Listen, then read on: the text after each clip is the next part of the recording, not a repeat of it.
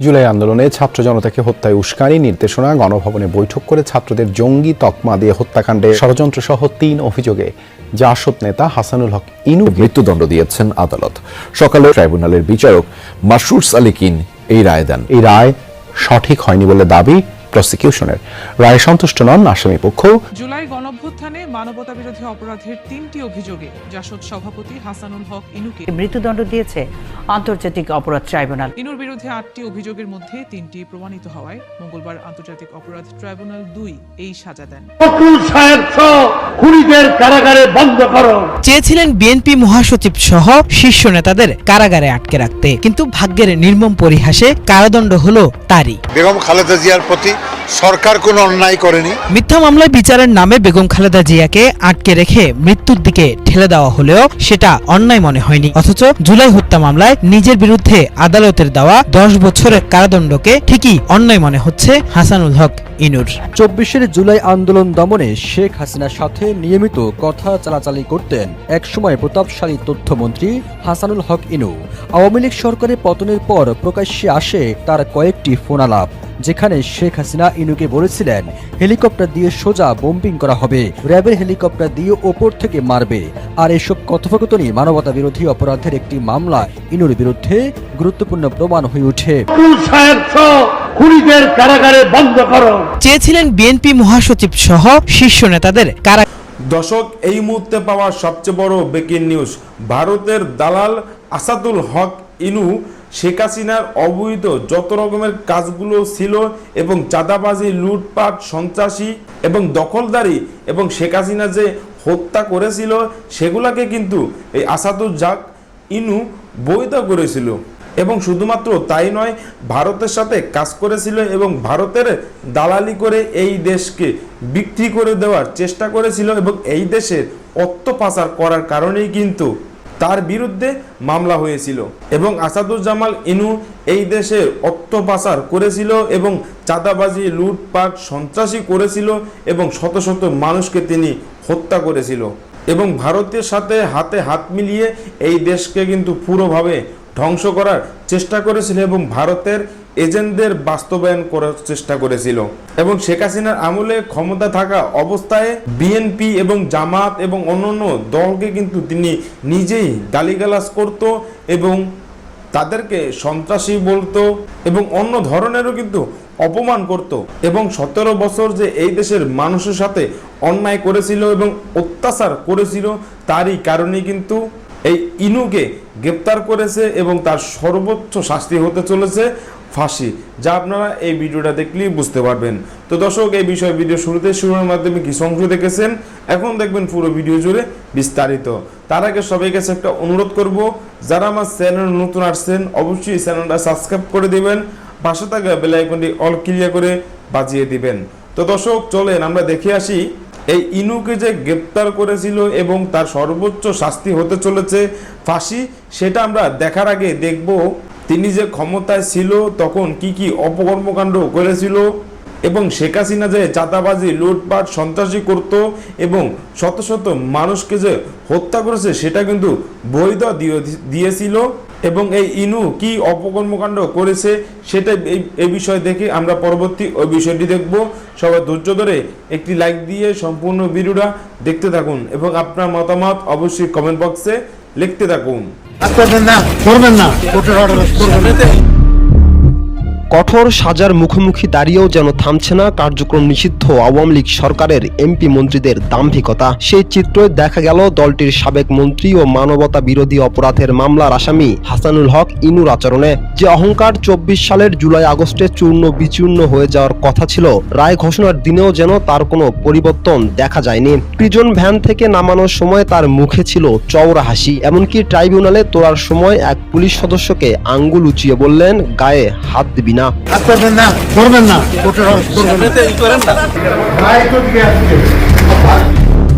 এটাই কি প্রথম? না, এর আগেও আদালতের কাঠগড়ায় দাঁড়িয়ে বিচারক, উকিল ও পুলিশ কর্মকর্তাদেরকে দেখে নেওয়ার হুঁশিয়ারি দিয়েছিলেন ইনু। বলেছিলেন, কে কি করছেন সবকিছু লাল এবং সবুজ খাতায় লিখে রাখছি। ক্ষমতা হারিয়েছেন অনেক আগেই। মানবতা বিরোধী অপরাধের মামলায় তার বিরুদ্ধে রয়েছে গুরুতর 8টি অভিযোগ। তবুও আচরণে যেন দম্ভ ও অহংকারে কোনো ছাপ কমেনি। 30 জুন মঙ্গলবার আন্তর্জাতিক অপরাধ ট্রাইব্যুনালে 3 মামলায় 10 বছরের কারাদণ্ডের রায় দেয় আদালত। অবশ্য বিচারক রায় শোনানোর পর চিত্রটি ছিল একেবারেই ভিন্ন। প্রিজন ভ্যানে ওঠানোর সময় চিৎকার করে রায়ের বিরুদ্ধে মনের ভাব প্রকাশ করেন সাবেক এই মন্ত্রী।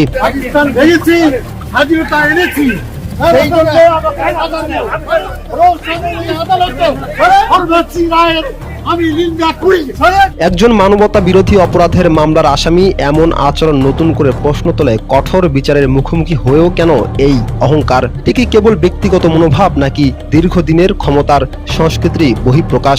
সেই প্রশ্নের উত্তর খুঁজবে সময়, আর বিচারিক প্রক্রিয়ার পূর্ণাঙ্গ পরিণতি দেবে তার চূড়ান্ত মূল্যায়ন। আমি দাঁড়ায় থাকবো, আমি দাঁড়ায় থাকবো। কথা বলা নিশ্চয় আইন দেখাচ্ছে না, কপালে খারাপ আছে সবাই। প্রিজন ভ্যানের ভেতরে দাঁড়িয়ে থাকা নিয়ে পুলিশ সদস্যদের সঙ্গে বাগবিতণ্ডায় জড়ালেন সাবেক তথ্যমন্ত্রী হাসানুল হক ইনু। ঢাকার মহানগর দায়রা জজ আদালতের সামনে প্রিজন ভ্যানের ভেতরে এই ঘটনা ঘটে।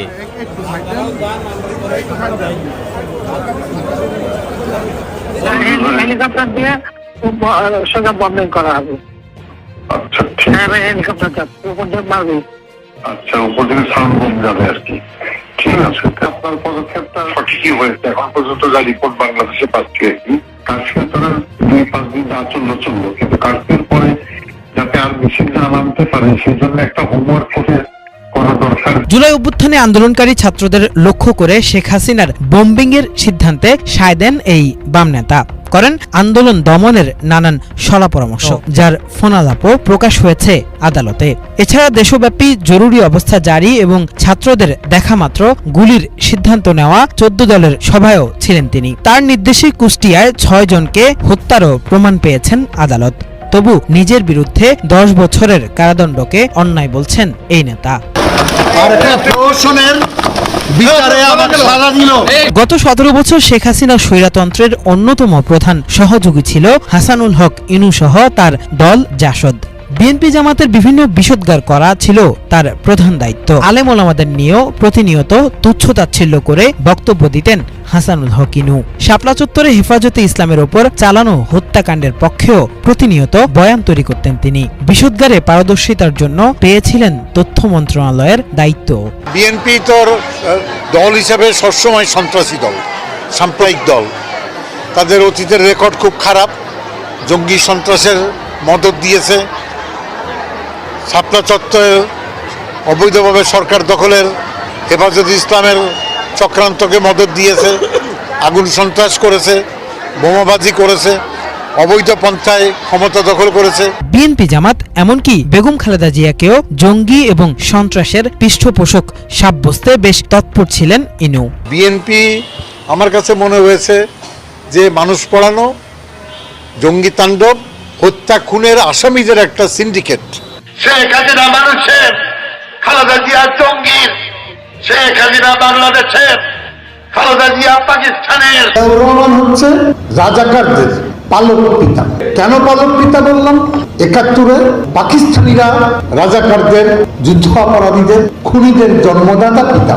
বেগম খালেদা জিয়া, জেনারেল জিয়ার অবর্তমানে একই ভূমিকা অবতীর্ণ হয়ে রাজাকার জামাতের জঙ্গিদের পালক মাতা হিসাবে দায়িত্ব পালন করে। আর বিএনপি হচ্ছে রাজাকার জঙ্গি জামাতের পালক দল। আওয়ামী লীগ সরকারের বিভিন্ন গণতন্ত্র বিরোধী কার্যক্রমের সমালোচনা করায় মার্কিন রাষ্ট্রদূতকেও সন্ত্রাসী। দর্শক, আওয়ামী লীগ দলটা কোনো সাধারণ কোনো দল ছিল না। 17 বছর তারা এই ক্ষমতা অর্জন করেছিল এবং ক্ষমতায় বসে অনেক ধরনের অপকর্মকাণ্ড সাথে জড়িয়ে গিয়েছিল। এবং শুধুমাত্র তাই নয়, এই দেশের প্রত্যেকটা মানুষের সাথে আওয়ামী লীগের নেতাকর্মীরা অন্যায় এবং অত্যাচার করেছে। এবং আওয়ামী লীগ এই দেশের মানুষের সাথে অন্যায় অত্যাচার করেছিল, তার পাশাপাশি তাদের চাঁদাবাজি, লুটপাট, সন্ত্রাসী, দখলদারি এবং অনেক ধরনের অনেক কিছু করেছিল। কিন্তু কথায় আছে, ক্ষমতা চিরস্থায়ী না। সেরকমই অবস্থা হয়েছিল কিন্তু আওয়ামী লীগের, কারণ তারা 17 বছর খেয়েছে। 17 বছর খাওয়ার পরেই 5 আগস্টের পরে জুলাই আন্দোলনকে পুরো আওয়ামী লীগ দলটাকে ধ্বংস করে দিয়েছে এবং শেখ হাসিনাকেও এই দেশ থেকে পালিয়ে চলে যেতে বাধ্য করেছে। এবং শুধুমাত্র তাই নয়, আওয়ামী লীগ দল এই দেশ থেকে পুরোভাবে উঠিয়ে দিয়েছে এবং নিষিদ্ধ করে দিয়েছে। এবং তারই কারণে কিন্তু যত রকমের আওয়ামী লীগের নেতাকর্মীরা আছে তাদেরকে প্রত্যেককে ধরে ধরে গ্রেপ্তার করতেছে পুলিশ। এবং শেখ হাসিনাও কিন্তু এই দেশ থেকে পালিয়ে চলে গেছে এবং আওয়ামী লীগ অনেক বড় বড় নেতাকর্মীরাও কিন্তু এই দেশ থেকে একেবারের জন্য পালিয়ে চলে গেছে, কারণ তাদের যাওয়ার জায়গার কোনো শেষ নাই।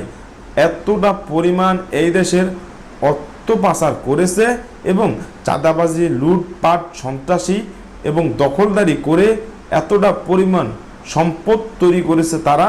বিভিন্ন রাষ্ট্রে তাদের বাড়ি ঘরের কোনো শেষ নাই, টাকা পয়সারও কোনো শেষ নাই। এবং তারা এই দেশকে একেবারের জন্য এই দেশ থেকে চলে গিয়ে তারা তাদের যেখানে তারা অর্থ পাচার করেছিল সেই জায়গায় অবস্থান নিয়েছে। কিন্তু শেখ হাসিনা কোনো পালাবার জায়গা না পাইয়া তা শেখ হাসিনা ভারতে যাইয়া উঠেছে দাদার কাছে। এবং আওয়ামী লীগের নেতাকর্মীরা যারা যারা গ্রেপ্তার করেছেন এবং যারা যারা গ্রেপ্তার হয়েছে তাদের সর্বোচ্চ শাস্তির দাবি জানিয়েছে এই দেশের জনগণ। এবং শুধুমাত্র তাই নয়, তাদের বিরুদ্ধে যত ধরনের অভিযোগ করা হয়েছিল সবই তদন্ত করে দেখতেছে এই দেশের পুলিশ। এবং এই দেশে আর কখনো আওয়ামী লীগ ফিরে আসতে পারবে না এবং আওয়ামী লীগের কোনো নেতা কর্মীরাও ফিরে আসতে পারবে না।